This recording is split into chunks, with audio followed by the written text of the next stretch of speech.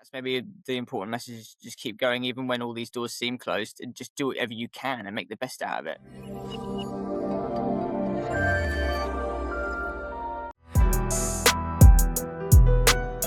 Sam, thanks so much for joining me here today on the Go at Manav. For those that do not know you, could you please tell them a bit more about yourself? Yeah, so my name's Sam. I grew up near a town called Brighton. I'm currently back home, so that's why I mentioned that first. I went to university at the University of York, where I studied philosophy, politics, and economics. And then I went straight into the world of work, and I now work at a VC firm called Eurazeo. Exciting stuff, Sam. Now, usually with my guests, I like to go back in time and actually ask them a bit more about who they were before they became the person that you are today.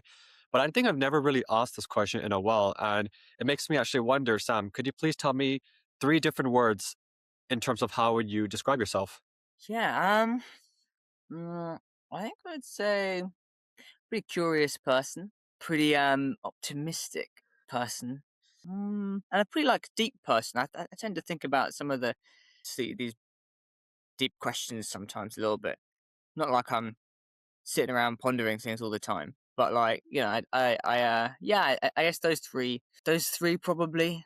Okay, interesting. I'll keep them in mind as we go through the questions because I might come back to those three words eventually later Yeah, on. that sounds good. But now, Sam, so I guess I mean we're similar ages in terms of when we went to university and when we Mhm. graduated. And now looking back when you were around 18, 19, 20, 21 years old, your young adult years, what was university like for you? Yeah, it was all right. I mean, to be honest, it wasn't great though. Like, mainly because of COVID. Like, COVID really shafted it big time. Right. Yeah. Um, and because I went to uni in 2019, and then it kind of closed a few months later, and then second year didn't happen, and so I then did a exchange, which was kind of saved my whole university experience, and then went back for third year. And third year is never fun. Like third year is always just like grind, grind, grind, grind. So it wasn't that fun, to be honest.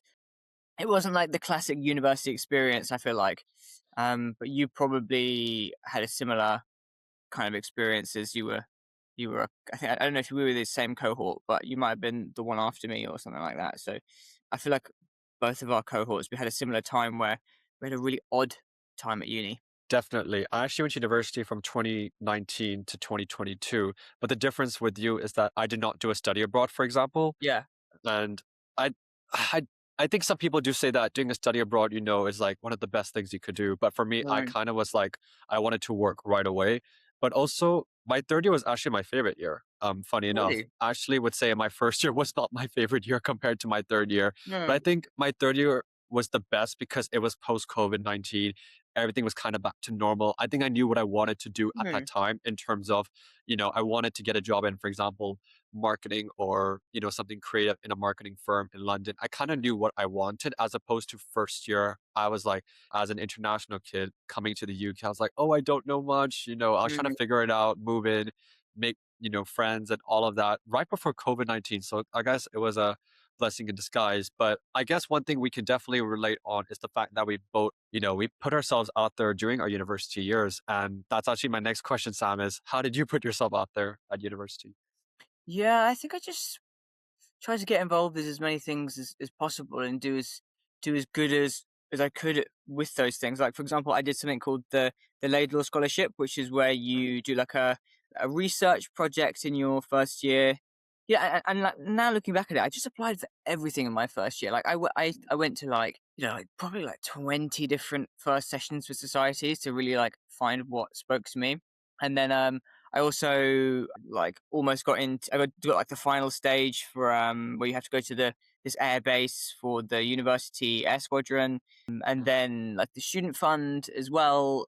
Like so, I just applied for a bunch of stuff, and it didn't always stick. But eventually, like if you just keep going, then it and keep applying for things that you're interested in, it just sort of starts to compound. So I think that's the main thing. Is just really like spend as little time in your room as possible. Well, everyone's different, but like just try and make the most of the fact that you're surrounded by really cool people and like an amazing volume of opportunities that you won't necessarily have after uni. And then with that volume of opportunities, like I think it's super important at the beginning to do like everything and then start to really decide, okay, what you're going to just double down on because That way you can get like a real depth in something rather than like you do like a little bit of everything, but you don't end up being like super good at any one given thing. So I think yeah, that's it. Like a broad approach, and then narrowing it down. But to be honest, like I don't know, it's difficult. Like it was not a straightforward process because of COVID. I mean, I imagine you found it similar. Like, how do you put yourself out there when everywhere's closed? So you really had to get creative with what you did, I think, and just keep going and keep. I think that's maybe the important message: is just keep going, even when all these doors seem closed, and just do whatever you can and make the best out of it. Um, Absolutely. yeah. Yeah. Was it because of COVID-19 you decided to do a study year abroad, or was that already planned beforehand? Yeah, I think so. I think so because like when I was in my second year, I was just really stressed because I didn't get like a summer internship, so I was like, oh, I'm like, absolutely done for. So I just had to go do something. I did like some other kind of work experience in the end, but it was when I decided to do a study abroad. It was like in January or January-ish, and I was Yeah. sitting there in my second year house, everything closed. Like, oh man, I'm like kind of screwed because I haven't got an like a summer internship yet. And a lot of the summer Yeah. internships in finance, they get given out in like just before Christmas kind of thing. So I was like, oh, I kind of just need more time.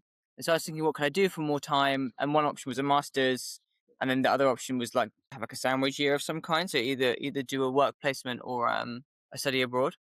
So I thought, well, what I'll do is I'll take a year during my undergrad because like if I can extend my undergrad, I think that's good anyway because there's so many opportunities at undergrad that I think an extra year helps you sort of make the most of all those opportunities. And then Yeah. I thought, well, like worst case scenario, like if I need an extra year now, I can take it. And then if everything does go bad, I can always take another year for a master's. Whereas if I skip this bit now, I won't have time. I won't be able to like go back and get that extra year in education. So it kind of was just like maximizing my buffer, if that makes sense. Yeah, it seemed like you definitely had those backup options that made you feel safe, and it kind of makes me, wonder. When in our 20s, everyone's kind of saying that it's going to be so unpredictable, and it is. But how was it like then going through your 20s, for example? Because sometimes you can try and plan your career professionally, where you do have those backup options in case something doesn't go to plan. But personally, what was it like, for example, being a 21, 22-year old in for you, Sam?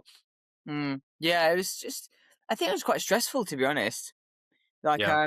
because you don't know what's going on, and you don't and you. I often felt like I was really behind, and like would things work out? Would I ever get to where I want to be in life? And I was just worried a lot, really. I think, and I think because of COVID, you're always inside, so you don't and like you can't hang out with people so much, so you don't have the chance to blow off the steam and chill out a bit. So all you would see Yeah. is just like, oh, who got the internship at JP Morgan, or like, oh, who got the internship at a bulge bracket, or who didn't, or like just always all of this kind of stuff on LinkedIn. So yeah, it was just like kind of like that really. What else can I say about it? I mean, it wasn't all bad. Like it was fun hanging out with folks when we could when like things were open. But and like I went on some trips when I could, which was really fun and stuff like that. But yeah, it was just a bit of a grind, to be honest. I don't know how you found it, because that makes it sound It's really depressing. And I'm sure it wasn't it wasn't that depressing. I'm sure I'm forgetting the good things, but like, yeah. But I think it's really COVID. So I don't know how you found that kind of time. it's so funny you said that because I was literally thinking about LinkedIn before you said the word LinkedIn when it Hmm. came to people comparing themselves. Because I remember similarly at 21, third year was me being 21. I'd say still one of the best years of my life. But I remember going through LinkedIn, applying for jobs. I was lucky that I did get my job offer, for example, in April. But the job that I'm still doing today, at a wonderful marketing agency. I remember back then that summer people were, updating the grades they got and the job offers they had, but I cannot imagine for those that didn't have it, for example. We Right. are living in this very unprecedented time where the job market is one thing, but yeah, the times that we're currently living in, it is very in the best way possible. But just moving on, Sam. Actually, you were gonna ask me something first. Yeah. Yeah, I was just wondering how it was for you. But to be honest, one thing that's actually super interesting about the things you've said so far is that third year was you really enjoyed it because like Yeah. did you not find did you not find it stressful, like, managing all of the I mean, you probably did, but, like, I wonder what do you think made it so good? Because it must have been really, really good to counteract, like, the all the work you have to do, you know what I mean? Because for a Oh lot of yeah. people, like, they struggle with the dissertation and the job at the same time. So what do you think, like, made it really, like, what was it about that year that was just so good for you? I think for me, I just felt like I kind of was being myself. I think compared to first year, I Mm, was trying to be someone else. In my first year, I was trying to be someone else for a bit. And I felt yeah, like in my final year, I was just being myself. I was just being, confident out there, going out. I was working in my student union. I was making money. I was part of a society, which we were hosting incredible events, for the Exeter Asian Society. I was applying for jobs again at that time. I was doing some club photography in nightclubs. So I was just doing what I wanted to do during COVID-19, but I couldn't because COVID-19 happened. So I guess I was mm, able to really do what I wanted. And of course, I was still doing dissertation and obviously the academic side, but I think I didn't think about anything. I just was trying to balance everything I could. I still to this day would 100% relive it, even though, the essays and the assignments were stressful and somehow was able to get through all of it. Yeah, I think I didn't think. I think I was just doing it, Like mm, I think I was just living in the moment without thinking. And I think for some reason I wasn't that, stressed about I think I had a feeling I knew what was going to happen. Like I was just manifesting, I was being positive. I think I knew something was going to happen eventually, that I was going to get a job and move to London. I wasn't worried about, this whole, oh, like what if I don't get a job? I didn't really think about that. I think yeah, I was just sticking to what I just believed in myself. I think that was just the main thing. I mm, was like, I'm going to let my third year compared to like obviously second year was great, but I guess when you go through first year and second year, you kind of also then realize the people you wanted to surround yourself with in third year, for example, or, I think you just start focusing on things you want to do as opposed to, I have to join this many societies. I have to go to every house party and stuff. I think you just realize what you want. mm, And yeah, I think it's kind of nice when you have, for example, during the first and second year, you would have already, I guess, now I knew at that time in my third year, I knew what Exeter was like after living there for 2 years beforehand. But yeah, I guess if that answers your question as to why yeah. my third year was probably And the best. did you not have, like, any of this in third year? Like, not only was it super stressful with the dissertation and all that kind of stuff, but I also kind of had this existential thing, like, oh god, it's the end of uni. And like, were you like, oh, it's sad, it's ending, and everyone's gonna move someplace, but maybe you just were super in the moment that you didn't have time to think about that. I was so in the moment, and it actually hit me right after I moved to London, and I actually Mm, went back to Exeter 6 times, okay, from yeah. September to March. So September 2022, after I moved to London, I went back 6 times, also because my cousin was president of Asian Society, so that was one excuse to go back. But Mm, also I felt like I was in this transition then from student life to full-time work because I then was like, "Oh, shoot, I have to get up now at 6:30 AM as opposed to waking up at 11 AM some days, yeah, yeah. to go to for a lecture." Then I was like, "Oh, no, I have to now wake up earlier." And I guess in Exeter, the life was very slow-paced, and compared to London, where it was then, a complete switch where it's like get up and grind, and it definitely took a couple of months. I'd say it took me about, I'd say 8 to 10 months before I officially settled into London life. Mm, And yeah, but it definitely hit after I moved to London as opposed to during my final year. Yeah. So I guess also like, oh yeah, I'm gonna see you in London. And I think back then in third year, it was all about quantity over quality because you're surrounded by so many people. But when you move to London, quality over quantity hits mm. massively. Yeah, and it must have been quite a big difference as well, because Exeter's not a super big place, right? No, it's not. I'm guessing it's same for York. I Yeah, mean, it's York's big, but quite small. I think it's like 200,000 people or something, which is like really quite small. And the town centre is quite small. And in fact, it might not even be 200,000, it might even be less than that. So, yeah, I don't like, know why I said York was big. Yeah. yeah. Moving on, Sam. Now it makes me wonder, as we did talk about what our final year, early 20s were like, but now moving on in terms of your career professionally, what were your first few jobs like? Yeah, I mean, I did, first internship I ever did was, well, actually, I don't know how far back you want to go because I could go all the way back. Maybe it's Huh? interesting. My first ever job was at a care home, like cleaning the rooms and stuff.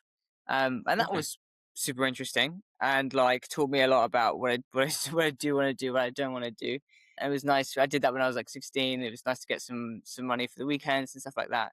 But my Yeah. first ever like proper internship was at a company called the University Superannuation Scheme. So it's like the pension fund for higher education professionals.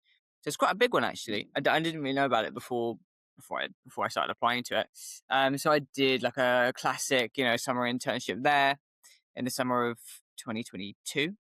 Okay. So I moved to London for that. Lived in Bethnal Green, which was like a funny experience. And then after that, I went back for final year.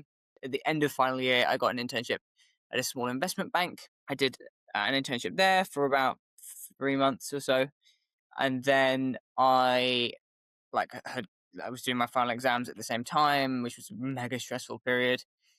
I And can then imagine. went to do an internship, the VC fund Atomico, and was supposed to be there for a classic internship kind of period, like 3 months or so.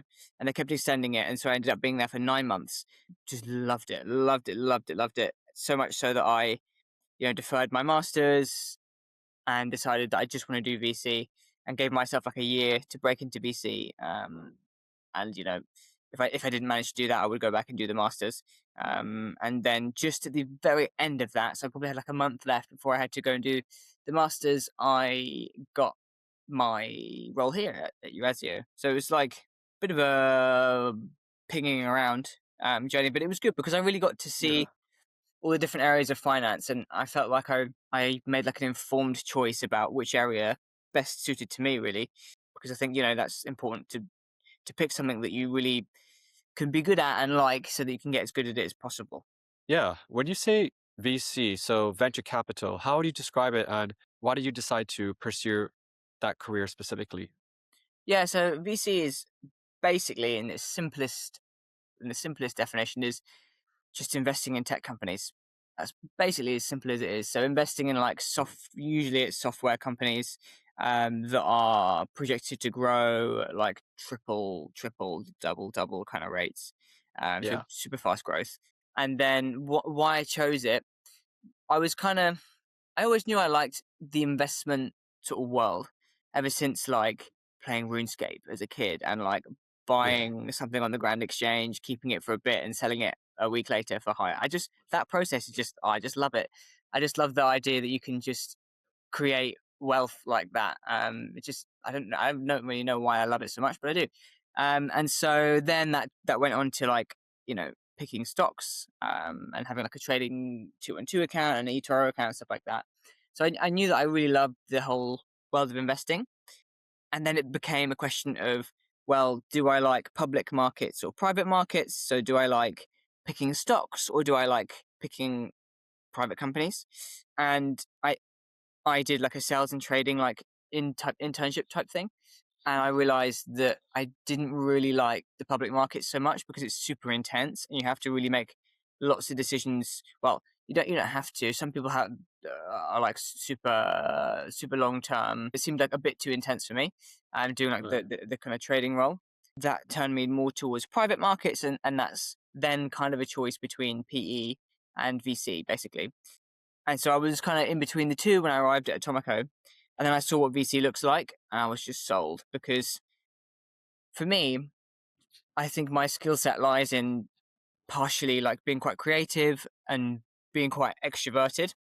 And if Yeah. you're sort of more on the creative side and like extroverted side, I think you're quite well suited for VC because you can use those skills to get like lots of tangible value out of like as an investor. Like by which I mean, in VC, it's really important for you as an individual investor to have like a brand, because at Right. the end of the day, the founder is talking to you and they want you on the board.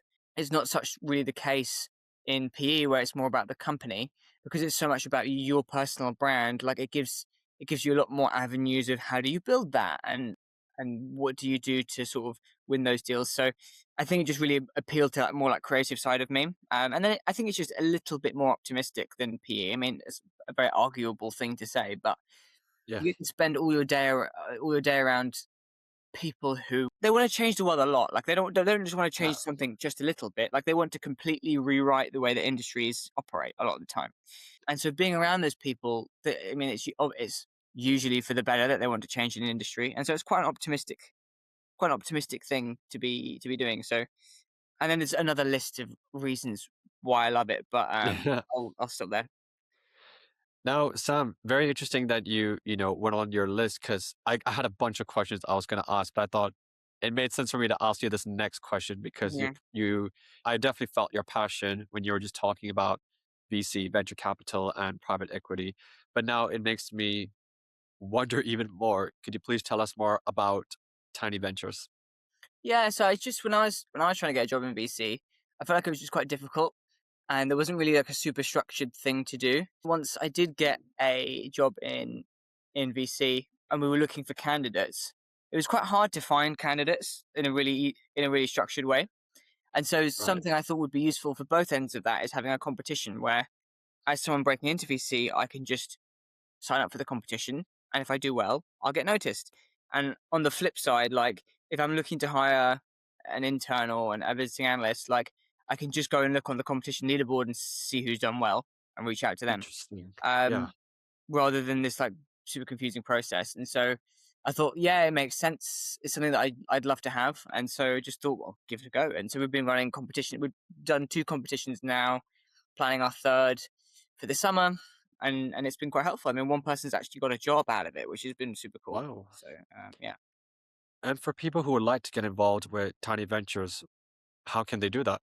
yeah. To just go to tinyventures.co.uk, and then there's like a on the front web page, there's like a button, pre-register for competition three, which is the one that's going to happen in the summer, and then we'll send you Cool. an email basically when we kick off, so that you'll be up to date with where to register and all that kind of good stuff. Exciting. And for people who would like to go into venture capital, again, I know you covered a lot of it Yeah, earlier in yeah, yeah, terms yeah. of more about what it means, but why would you encourage people to go into venture capital, for example, rather than private equity? Yeah. Yeah, I would just say like if you do a bit of self-reflecting and you feel like you're someone who would like to work in finance, but at the same time would like to have an exposure to like some of the most innovative companies out there today. Like if working with those kind of companies is really important to you, and also if you love people, like if you love networking and going to events and talking to people and getting to meet them and um like figure out what's interesting about them and all that kind of good stuff, if you like Yeah. those things, like I think it's definitely great because you get to do so many cool things. Like you get to go to all these conferences and meet all these like fascinating people. Like you should, if you're interested in VC, you should look up Slush. It's like one of the biggest conferences in Europe for tech, and it's like one big party. And I think that just says everything you need to know about how fun the job is. And so yeah, I just really recommend it for people who like those kind of things. To be honest, if that makes sense. Yeah, it does, Sam. Thank you for that answer. No worries. Now, I don't think I've ever asked anyone this question actually. And I might as well ask you this, but are you following your dreams? Yeah, I think so. I was gonna say I don't know how you would measure that, but I guess you would just measure it by asking yourself. And I think in my own head, yeah, I think I am. Um, Yeah. because I know what I want to do, and efforts the past few years have gone towards that. So I think so. Yeah.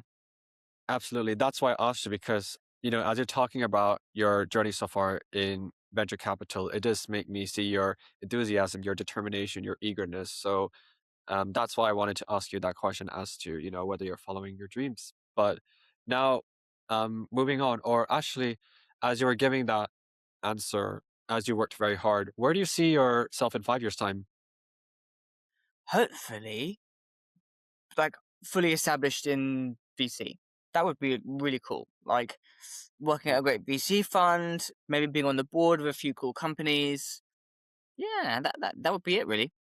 Awesome. Yeah. Manifest. I believe in you, Sam. Yeah, exactly. Cool. And what are you up to nowadays?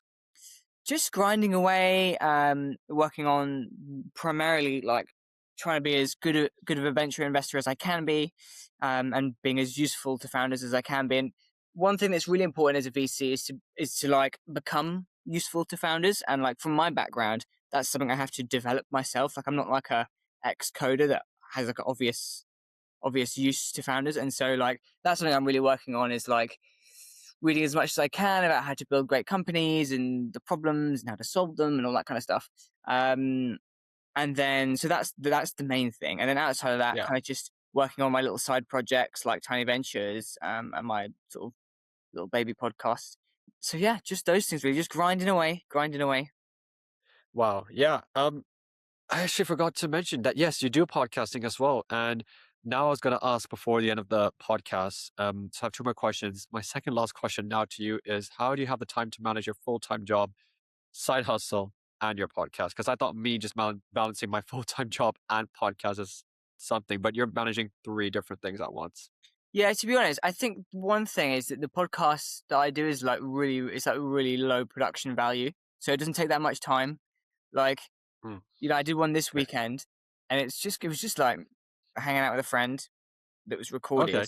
and then Yeah. like I probably won't even edit it. So it doesn't take that much time. The most amount of time it takes is obviously to do it and then like make sure all the materials are there.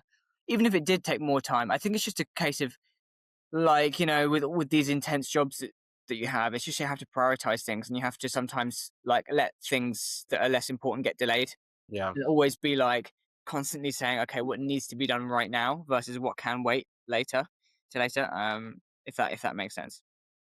Yeah, I guess so. I mean, do you sometimes burn out, for example, or do you sometimes because sometimes I do struggle this where after I come home from work or I'm like, I need to get this video done or I have to do this. And sometimes I'm like, I am good at sometimes where I'll, try to be kind to myself. I'm like, I'll let me have the night to just chill and then I'll Yeah. do it tomorrow instead. And I actually have done that a few times and it actually has helped a lot and it makes me more productive. Yeah, I think that happens to me all the time. And like, one thing I try and do that's really helpful is I try and work out every day, because I find that like is the most useful thing. Especially I like to go for a run in the morning, and that helps like everything. And then if I can at least just focus on doing that one important thing in the morning, I can kind of just like relax a bit about the other stuff. Like if it ends up Yeah. I'm being too tired or like, yeah, because there's so many times where I've been like, oh, I need to be doing this thing, and I've just been like, I'm gonna go to bed. So, Yeah. No, like, definitely. it's just difficult to be super disciplined all the time. Yeah, Oh yeah. You need breaks. 100%. I think that's a tough thing I've like kind of realized through time, like, I think maybe it's just for me, burnout is so normal for me. That's why I'm like, yeah, I try to tell myself at least once a week, just take a day to, or like a Sunday, for example, or just at least 5 or 6 hours just to relax, need your body yeah. to relax, and then like go full on. Yeah.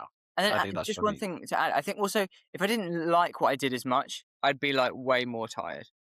Like because I Yeah. really love the stuff 100%. I do, it's like way easier. But yeah, I think if any one of those things like was kind of annoying, I'd be like way more tired. Yeah. Yeah. No, absolutely. Now, Sam, going on to the last question, based on everything we've reflected, what would you say to your 18-year-old self? I think I'd just say believe in yourself more. I think the thing that slowed me down the most is just not doing things because I'm like, oh, that couldn't be me. Like whether it's I don't know, whether it's believing I could get the job I want, or like whether it's believing, oh, I could like have a podcast, or I could have a little business. Like, some of them, the people I've spoke to who've accomplished so much on my own podcast, they just did things and they didn't really think about like, oh, What what, if? like, yeah, oh, is this the right thing? Am I that kind of guy? Like they just did Yeah. things. And so a lot of the founders as well, like, they just started doing things. Like, one person I had on, he sold things. He like imported things from China and sold them when he was like 15. And Yeah. I thought like I never would have the balls to do that when I was that age, and he just did it. So I think, Oh, yeah, that's what dang. I'd say Me is too. believe in yourself, and just go for it. It's gonna be all right. That's a great piece of advice. I totally agree. I think for me, I think when it comes to believing in yourself, it's always that thing that it it's always about that. It's always about believing in yourself. And there are times where a lot of us we go through imposter syndrome, self-doubt. It's always back to who you are as a person and the things that you really believe in. Because no one else can do it. It's just you. Yeah, exactly. So that's a bit of wisdom here on the podcast. Yeah. Thanks so much, Sam, and thank you for joining me here. For people who like to get in touch, what would be the best way for them to do that? Yeah, nice. Just drop me a message on LinkedIn, probably. yeah, these days it's mega busy, so it might take me like if I don't respond instantly, it's not because I hate you, it's just because it's just super busy. But yeah, just LinkedIn to be honest. Cool. LinkedIn. We'll paste that in the main body of the podcast information. And for those watching, make sure to like and subscribe. A new guest will be on soon. Thank you, Sam, for joining me here today. Cool, thanks.